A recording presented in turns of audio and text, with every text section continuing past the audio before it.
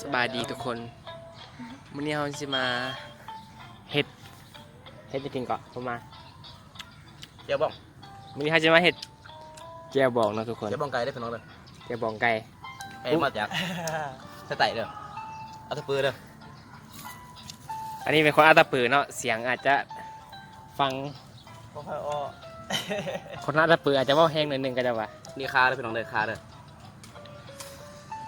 คาจากมกไฟแล้วเด้อพี่น้อง วันนี้เราตำแจ่วเราอุปกรณ์เรามีอย่างไรก็อุปกรณ์ในการตำแจ่วเรา อุปกรณ์จะมีคาแล้วก็หัวเห็ดไข่แล้วพริกมะเขือนะถึงนอกเกลือใส่ละได้เป็นน้องนะ อันนี้เนาะอุปกรณ์ที่เราได้ตำมาแล้ว มีคามีหัวสิงไข่เนาะทุกคนมีบักเพชรเกลือแป้งนัวอันนี้ปิ้งไก่เนาะกินกับเขาปิ้งไก่กินกับนะครับว่าเอาอันอื่นกินนะ มีหิบเบียงไก่เนี่ยเพื่อเด็กหัว ไม่ลองไก่ กินข้าวปลาเป็นน้อง ขาเท่าแขนมันนะพี่น้องปิ้งไก่นะหาซื้อมาได้ เพราะว่าปิ้งกินเองเนาะหาซื้อมาได้ หาซื้อตลาดบ่มีเลยพี่น้องเขาปิ้งกินเองอยู่ประมาณที่หากระทงหลังจากที่เรามีอุปกรณ์เนาะทุกคนเรากะคือมุกหัวคาให้มันสุก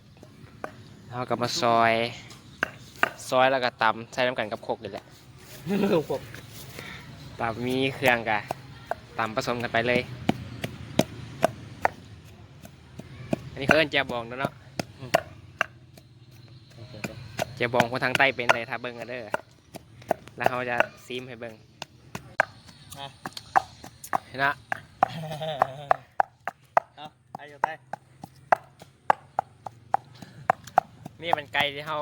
ปิ้งเมื่อกี้เนาะนำมาแล้วก็มาตำใส่กับข่า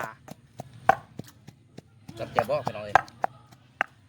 ไม่รู้ว่าแจ่วบองหรือว่าแจ่วไก่นะนี่ทุกอย่างเลยสีมือเนาะคนทางใต้เนี่ยก็แค่กินแซ่บก็ได้วะ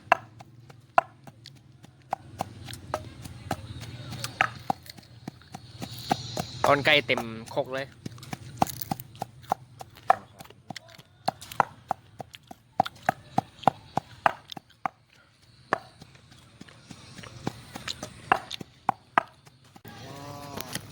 นี่เนาะ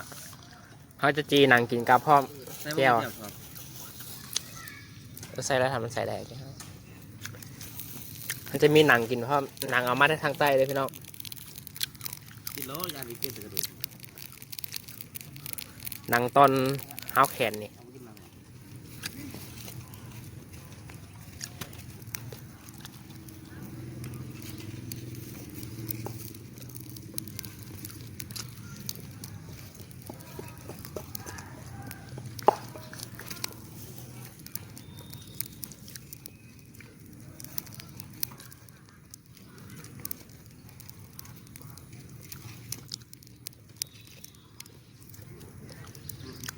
ซีหนังกินกับแจ่